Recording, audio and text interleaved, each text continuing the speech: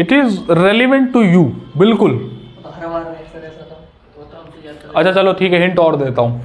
महाभारत में 2 ऐसे किरदार हैं जिन्हें सबसे पहले याद किया जाता है, बताओ कौन, अदर देन कृष्ण जी। अरे क्या बात, तालियां भाई। कर्ण और अर्जुन, महाभारत के 2 ही ऐसे किरदार हैं अदर देन कृष्ण जी जिन्हें सबसे पहले याद किया जाता है, कर्ण या अर्जुन। तो मैं आपसे कह रहा हूं, या तो तुम कर्ण हो या तुम अर्जुन हो। इस दुनिया में 2 ही तरह के पुरुष पैदा होते हैं, या तो कर्ण या अर्जुन। अब समझ लो कैसे। पहले अर्जुन की बात कर लेते हैं, कर्ण की बात में करेंगे। अगर तुम अर्जुन पैदा हुए हो तो तुम मेहनत करोगे, मेहनत तो देखो करनी पड़ेगी। उन लोगों को भी हटाई दो साइड में से जो मेहनत नहीं करते, बिना मेहनत के रिजल्ट चाहिए। मेहनत तो देखो तुम्हें करनी पड़ेगी, आज नहीं तो कल, कल नहीं तो परसों करनी पड़ेगी। कम और ज़्यादा का रिफ्लेक्शन चल सकता है। अगर आप मेहनत करोगे कम, रिजल्ट मिलेगा ज़्यादा, तो आप अर्जुन हो।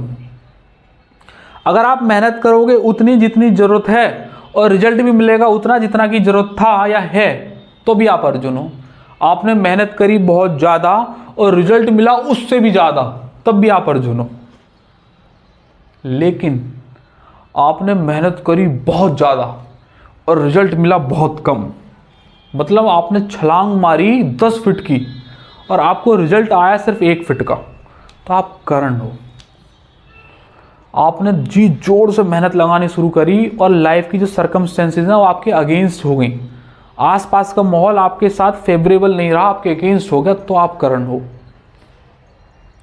आप जो चीज़ हासिल करना चाह रहे हो उसे हासिल करने के लिए आपको बहुत अच्छी खासी कीमत देनी पड़ रही है और फिर भी वो आपकी नहीं हो पा रही है, तो आपको कर्ण हो।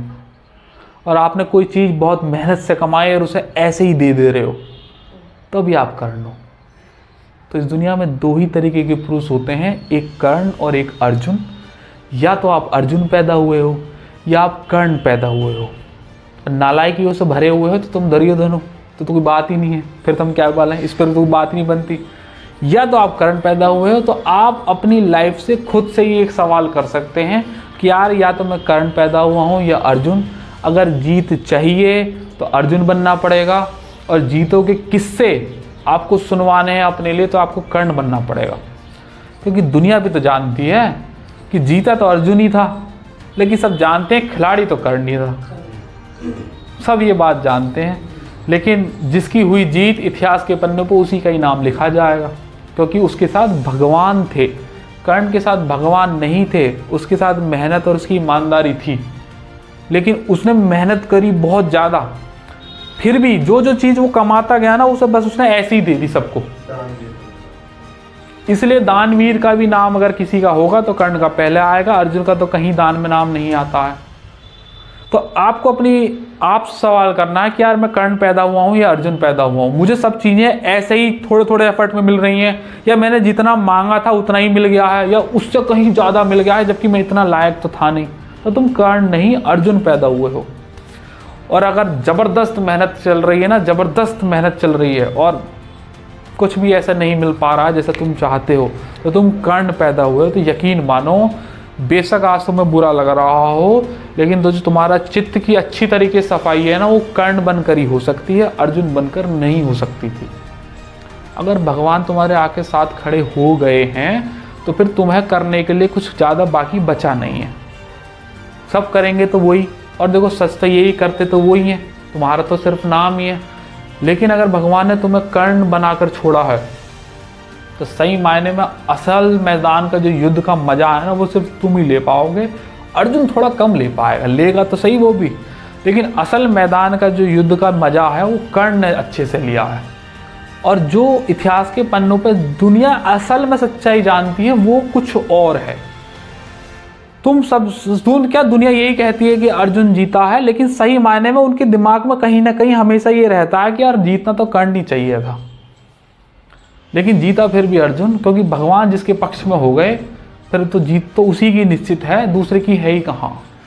युद्ध के दौरान कर्ण का चक्का फंस गया गड्ढे में, और यहाँ की कहानी तो मैंने पहले ही सुना दी थी उस वाले युद्ध में, क्रिएट विनिंग एटमॉस्फेयर वाले में ज़बरदस्त कहानी थी, अभिमन्यु वध में।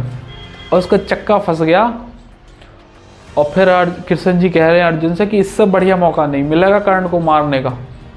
इससे बढ़िया मौका नहीं मिलेगा कर्ण को मारने का, मार दे।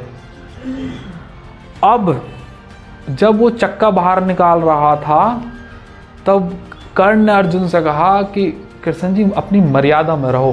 इंद्रदेव आए थे, मैंने उन्हें अपने कवच और कुंडल दे दिए उतार के, और मेरे हाथ में भी मेरे धनुष बाण नहीं है, मुझे अपनी विद्या याद नहीं आ रही है, मेरा चक्का इस जमीन में फंस गया है, अपनी मर्यादा में रहो, निहत्थे पर वार मत करो। तो अर्जुन को देखते हुए कृष्ण जी ने श्री उससे कहा कर्ण से कि तू मर्यादा की बात कर रहा है, भरी सभा में पांचाली को वैश्या बोलने वाला तू मर्यादा की बात कर रहा है? तो कह रहा तू मर्यादा की बात कर रहा, तेरी मर्यादा तब कहाँ गई थी जब तूने मर्यादा का पालन नहीं किया, तो मैं क्यों करूं? हट, मैं नहीं करता, मारो इसे। तो कुछ गलतियां जो तुमसे हो जाती हैं, अगर तुम कर्ण बने हुए हो तो फिर तुम्हें उसका जबरदस्त पश्चाताप करना पड़ेगा ही पड़ेगा। और ऐसी गलतियां शायद ना हुई हों अर्जुन से, संभव है, या उसके अलावा कुछ और गलतियां हुई हों उससे, लेकिन उसकी तुम्हें माफ़ी मिलती चली जाएगी अगर आप अर्जुन पैदा हुए हो तो अगर आपको लग रहा है कि मैं कर्ण पैदा हुआ हूँ, तो भैया जी अपनी गलतियां इतनी कम करो कि उनका पश्चाताप तुम्हें खुद से ना करना पड़े, क्योंकि उनकी माफ़ी तुम्हें मिलेगी नहीं, सज़ा देनी पड़ेगी, तुम्हें पूरी की पूरी सज़ा मिलेगी।